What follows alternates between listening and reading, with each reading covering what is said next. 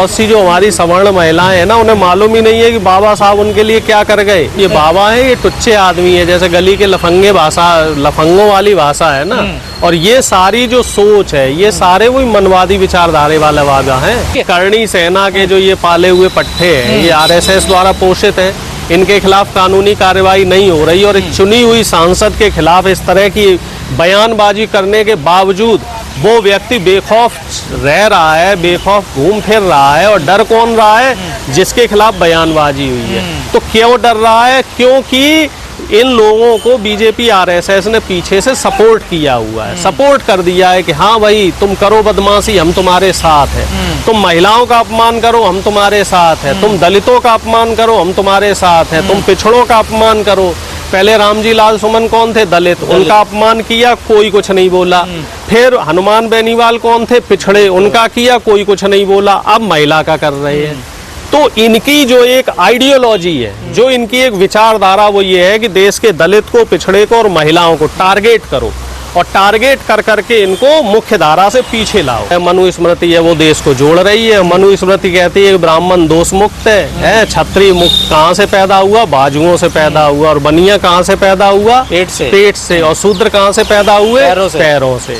मनुष्य में भेद तो ये लोग कर रहे हैं और हमसे कह रहे हैं कि साहब संविधान भेद करता है, संविधान दो टुकड़े करता है।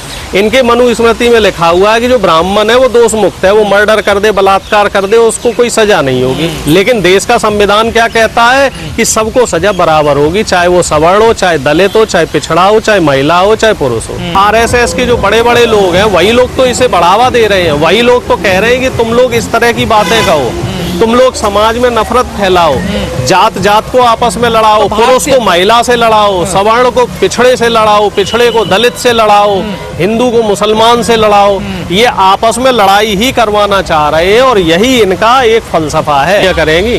अब ये बयान क्या हो गया कि साहब 10 साल पे शादी कर दो, 12 साल पे शादी कर दो। इसका मतलब तो आप जो घर की लक्ष्मी है, गृह लक्ष्मी है, उसको तो आप गुलाम बना के रखना चाहते हो, उसको बच्चे पैदा करने की मशीन बनाना चाहते हो, उसे ये चाहते हो चूल्हा चौका करे, घर से बाहर निकले ही ना।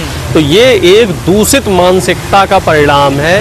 ये इनकी एक मनवादी और जो ब्राह्मणवादी, जो श्रेष्ठतावादी सोच है, उस सोच को दिखा रहा है कि इनके अंदर महिलाओं के लिए, शूद्रों के लिए किस तरीके का मैल भरा हुआ है। वो जो तुलसीदास दास जी की उसमें लिखे थे ना एक श्लोक कि ढोल गवार शूद्र पसनारी, तो वो उसी चीज को लेकर इन्होंने लिखा था। क्योंकि ये लोग ना तो शूद्रों को अपने बराबर मानते हैं और ना महिलाओं को मानते हैं। इसी वजह से 1950 से पहले महिलाओं को पढ़ने का अधिकार नहीं था, घर से बाहर निकलने का अधिकार नहीं था। वो तो धन्य हो भाई। मैं तो कहता हूँ सवर्ण महिलाओं को भी बाबा साहब की फोटो लगा के पूजा करनी चाहिए। बहुत सी जो हमारी सवर्ण महिलाएं हैं ना, उन्हें मालूम ही नहीं है कि बाबा साहब उनके लिए क्या कर गए।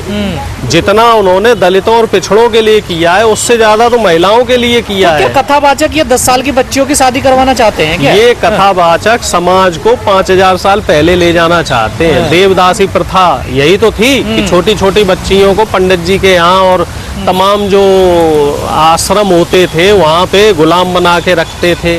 ये देवदासी प्रथा भी तो इसी तरह का एक बिगड़ा हुआ रूप है। सती प्रथा क्या था? वो भी इसी तरह की एक कुरीति थी कि पति मर गया तो पत्नी को भी जो है उसमें उनके साथ जला दो। 25 साल में शादी कर रहे तो दिक्कत क्या है इन बाबा? मैं तो ये कह रहा हूँ कि जो नियम लड़कियों पे लगा रहे हो वो लड़कों पे भी लगाओ। और तुम नियम लगाने वाले होते कौन हो? जब संविधान ने हर व्यक्ति को एक मौलिक अभिव्यक्ति की आजादी दी है, जब देश में कानून चल रहा है, जब देश में लोकतांत्रिक व्यवस्था चल रही है, तो इस तरह के बाबा लोग जो ऐसे फतवे जारी करते हैं, इनके खिलाफ कानूनी कार्रवाई क्यों नहीं होती? एक पहले बाबा धीरेन्द्र शास्त्री वो कह रहे थे लड़कियों की मांग में सिंदूर ने, गले में मंगलसूत्र ने, वो प्लॉट खाली है। बताइए। हाँ बताओ, ये बाबा है, ये टुच्चे आदमी है, जैसे गली के लफंगे भाषा, लफंगों वाली भाषा है ना। और ये सारी जो सोच है, ये सारे वही मनवादी विचारधारे वाले बाबा हैं। ये पहले इनका इतिहास और पता कर लो, ये पहले क्या थे। ये आपको सारे के सारे पहले वही मिलेंगे। तो क्या ये हजारों साल पुरानी व्यवस्था में ले जाना चाहते हैं? वही व्यवस्था, मैं वही तो कह रहा हूँ कि उस पुरानी व्यवस्था में ले जाना चाह रहे हैं। और बीजेपी आरएसएस उसी व्यवस्था की तरफ देश को बढ़ा रही है। अब ये बताओ, कांवड़ पे बढ़ावा दिया जा रहा है, कांवड़ियों की पुलिस वाले पैर धो के सेवा कर रहे हैं, पैर दबा रहे हैं, है ना। और जगह जगह उनके लिए टेंट लगाए जा रहे हैं। ये क्या हो रहा है? ये युवाओं को बिगाड़ने का तरीका है। और अब तो कावड़ में इस बार देख रहा हूँ इतना बिगड़ा रूप है, होड़ लगी है, कौन 50 किलो जल ले जाए, कौन 1 कुंटल जल ले जाए, इस तरह की जो चीजें। आबादी का अपमान क्या ना उद्धचार्य ने देखी। बिल्कुल निश्चित तौर पे पूरी देश की आबादी नहीं, आधी आबादी नहीं है, पूरे देश का अपमान है। हमारा देश नारी प्रधान देश है और महिला के लिए, नारी के लिए अगर इस तरह की कोई भी बयानबाजी करता है तो उसके खिलाफ कानूनी कार्रवाई होनी चाहिए। सरकार को स्वतः संज्ञान लेके ऐसे लोगों के खिलाफ कानूनी कार्रवाई करनी चाहिए। आखिर इनकी हिम्मत कैसे पड़ रही है कि नारी शक्ति के खिलाफ इस तरह की बोलने, क्योंकि बढ़ावा यही लोग दे रहे हैं। जो प्रधानमंत्री है, मुख्यमंत्री है और आरएसएस के जो बड़े बड़े लोग हैं, वही लोग तो इसे बढ़ावा दे रहे हैं। वही लोग तो कह रहे हैं कि तुम लोग इस तरह की बातें कहो, तुम लोग समाज में नफरत फैलाओ, जात जात को आपस में लड़ाओ, पुरुष को महिला से लड़ाओ, सवर्ण को पिछड़े से लड़ाओ, पिछड़े को दलित से लड़ाओ, हिंदू को मुसलमान से लड़ाओ।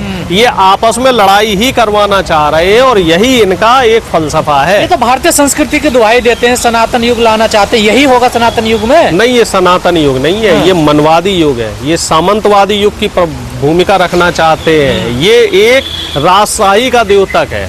सनातन परंपरा तो बड़ी अच्छी थी। सनातन परंपरा तो ये कहती थी कि व्यक्ति व्यक्ति में भेद नहीं होना चाहिए। लेकिन जो मनवादी लोग जो बीच में आए, जो राजशाही लेके आए देश में, राजशाही क्या थी कि राजा होगा, राजा के मंत्री होंगे और बाकी सब गुलाम होंगे। तो ये लोग उसी व्यवस्था को लाना चाह रहे हैं। एक राजा बना देंगे, बाकी ये जो लोग हैं ये सब उनके मंत्री बन जाएंगे, मलाई खाएंगे और बाकी जो जनता है वो सब गुलामी करेगी और सब उनकी जाति के हिसाब से उनको काम दे दिया जाएगा। कोई चमड़े का काम करेगा, कोई लोहे का काम करेगा, कोई खेती करेगा, कोई गाय भैंस चराएगा। ना तो ये किसी दलित पिछड़े को IAS अधिकारी बनने देंगे, ना किसी को जज बनने देंगे, ना किसी को नौकरी करने देंगे, ना किसी को जो है मीडिया में जाने देंगे। ये लोग दलित और पिछड़ों को और महिलाओं को अपना गुलाम बना के रखना चाहते हैं। ये लोग नहीं चाहते कि देश की जो 90% आबादी है जिसमें महिलाएं भी शामिल हैं वो मुख्य धारा में आ पाए। सरकार की तो प्राथमिकता है ना, बेटी पढ़ाओ बेटी बचाओ। देखिए सरकार के हाथी के दांत जो खाने वाले अलग हैं, दिखाने वाले अलग हैं। अगर इतनी प्राथमिकता अगर सरकार की होती तो सरकार ऐसे लोगों पे कानूनी कार्रवाई करती। सरकार कानूनी कार्रवाई नहीं कर रही है। इसका जाहिर सा मतलब है, इसका साफ मतलब है कि ये लोग बदमाशी कर रहे हैं। ये लोग पीछे के रास्ते से बदमाशी कर रहे हैं। जो राहुल गांधी कहते हैं ना कि ध्यान भटकाने वाला काम, तो ये लोग ध्यान भटकाने वाला काम कर रहे हैं। ये लोग जनता को बेवकूफ बनाने वाला काम कर रहे हैं और धर्म के आड़ में, धार्मिक उन्माद की आड़ में जो इस तरह के काम किए जा रहे हैं, जो इस तरह के बाबाओं की बयानबाजियां आ रही हैं, वो सरासर गलत है, वो सरासर संविधान विरोधी है, वो सरासर लोकतंत्र विरोधी है और ऐसे बाबाओं पे, ऐसे पाखंडियों के खिलाफ कानूनी कार्रवाई। ये तो बाबा है, तमाम ऐसे लोग भी हैं। योगेंद्र राणा है, वो देखिए माननीय सांसद है हासन, उनके लिए शब्द बोले। करणी सेना के जो ये पाले हुए पट्टे हैं, ये RSS द्वारा पोषित है। इनके खिलाफ कानूनी कार्रवाई नहीं हो रही और एक चुनी हुई सांसद के खिलाफ इस तरह की बयानबाजी करने के बावजूद वो व्यक्ति बेखौफ रह रहा है, बेखौफ घूम फिर रहा है। और डर कौन रहा है? जिसके खिलाफ बयानबाजी हुई है। तो क्यों डर रहा है? क्योंकि इन लोगों को बीजेपी RSS ने पीछे से सपोर्ट किया हुआ है, सपोर्ट कर दिया है कि हाँ भाई तुम करो बदमाशी, हम तुम्हारे साथ हैं। तुम महिलाओं का अपमान करो, हम तुम्हारे साथ हैं। तुम दलितों का अपमान करो, हम तुम्हारे साथ हैं। तुम पिछड़ों का अपमान करो। पहले रामजी लाल सुमन कौन थे? दलित। उनका अपमान किया, कोई कुछ नहीं बोला। फिर हनुमान बेनीवाल कौन थे? पिछड़े। उनका किया, कोई कुछ नहीं बोला। अब महिला का कर रहे हैं। तो इनकी जो एक आइडियोलॉजी है, जो इनकी एक विचारधारा, वो ये है कि देश के दलित को, पिछड़े को और महिलाओं को टारगेट करो और टारगेट कर करके इनको मुख्य धारा से पीछे लाओ, एक पायदान पीछे फेंको, जिससे कि इनकी एक मोनोपोली बन पाए। सब जगह यही लोग दिखाई दे जो मनवादी विचारधारा के लोग हैं। देश को पीछे की तरफ ले जाना चाहते हैं, देश को तरक्की की राह पे नहीं ले जा रहे हैं कि नई यूनिवर्सिटी बनवाएं, नए कॉलेज बनवाएं, नए अस्पताल बनवाएं। इन चीजों के लिए महिलाएं भी जिम्मेदार है। तमाम महिलाएं जाती है ना कथा सुनने इन बाबाओं के। निश्चित तौर पे देखिए अज्ञानता का अभाव है। हमारे देश में क्या है कि भेड़ चाल चलती है। जो आदमी एक तरफ किसी रास्ते पे भाग गया तो उसके पीछे सब लोग चलते हैं। तो हमारे देश में खास तौर पे जो दलित पिछड़े हैं और महिलाएं हैं, उनको जागरूक होने की जरूरत है। और वो जागरूकता कोई बाहर से नहीं फैलाएगा, वो जागरूकता हम ही लोगों को लानी पड़ेगी। हम ही लोगों को अपने जो दलित भाई है, जो पिछड़े भाई है, जो हमारी माताएं बहनें हैं, उनको समझाना पड़ेगा कि भैया आप घर में रहो, संविधान पढ़ो, आप पढ़ाई लिखाई करो, आप रोजगार करो, आप स्वरोजगार करो, इन बाबाओं के पाखंडियों के चक्करों में मत पड़ो, ये आपकी जिंदगी को बर्बाद इन करेगा। बाबाओं की माँ बहन नहीं है क्या? उनके लिए नहीं बोलते। आप ये बताओ कितने बाबा हैं, कितने नेता हैं बीजेपी के, कितने आरएसएस के नेता हैं जो कावड़ यात्राएं लेके जाते हैं, जो इस तरह के पाखंड में शामिल होते हैं। इसमें आप 99% लोग दलित, पिछड़े और पिछड़ों की महिलाएं देखोगे। या तो पिछड़े दलित के पुरुष होंगे या उनकी महिलाएं होंगे। सवर्ण लोग जागरूक हैं, वो दिखाते कुछ और हैं। वो क्या कहेंगे कि आप सब शोभा यात्राएं करो, आप ये काम करो, आप वो काम करो, और अपने बच्चों को आईएएस बनाएंगे, अपने बच्चों के बड़े बड़े व्यापार खुलवाएंगे, अपने बच्चों को जज बनाएंगे, अपने बच्चों को बड़ी बड़ी एमएनसीज में नौकरी देंगे, और हमारे बच्चों को हमारे बच्चों से कावड़ धुलवाएंगे, हमारे बच्चों से शोभा यात्राएं करवाएंगे, हमारे बच्चों को मुसलमानों से लड़ाने में लगा देंगे। तो ये इनका एक जाल है, और इस जाल को, जो धर्म के नाम पे जो जाल बनाया हुआ है, इस जाल को देश का संविधान ही तोड़ सकता है। तो देश के संविधान की राह हमारे जो बहुजन है वो पकड़ के रखते हैं। जो एक लाइन है ना संविधान वाली, इस संविधान वाली लाइन को अगर हमारे देश का बहुजन और हमारे देश की महिलाएं पकड़ के रखेंगी, तभी इन मनवादियों से बच शंकराचार्य पाओगे। मुक्तेश्वरानंद कह रहे हैं कि संविधान तो बांटता समाज को दो भागों में, वो आरक्षण का प्रावधान हाँ, और मनवाद जो है, मनुस्मृति है, वो देश को जोड़ रही है। मनुस्मृति कहती है कि ब्राह्मण दोष मुक्त है, क्षत्रिय मुक्त कहाँ से पैदा हुआ? बाजुओं से पैदा हुआ। और बनिया कहाँ से पैदा हुआ? पेट से। और शूद्र कहाँ से पैदा हुए? पैरों से। मनुष्य में भेद तो ये लोग कर रहे हैं, और हमसे कह रहे हैं कि साहब संविधान भेद करता है, संविधान दो टुकड़े करता है। इनके मनुस्मृति में लिखा हुआ है कि जो ब्राह्मण है वो दोष मुक्त है, वो मर्डर कर दे, बलात्कार कर दे, उसको कोई सजा नहीं होगी। लेकिन देश का संविधान क्या कहता है कि सबको सजा बराबर होगी, चाहे वो सवर्ण हो, चाहे दलित हो, चाहे पिछड़ा हो, चाहे महिला हो, चाहे पुरुष हो। तो आप अंदाजा लगा लो कौन देश को बांट रहा है और कौन देश को जोड़ रहा है। आखिर में चलते चलते उपराष्ट्रपति धनखड़ जी ने अचानक से रात इस्तीफा दे दिया है, क्या वजह है आखिर? भाई बीजेपी में सब कुछ ठीक नहीं चल रहा है दोस्त। बीजेपी में जो चीजें हैं, जो मुझे जानकारी मिली है, मेरी जानकारी के अनुसार आरएसएस और बीजेपी के बीच बड़ी रसाकसी चल रही है, और उसी का नतीजा है कि धनखड़ जी से इस्तीफा लिया गया।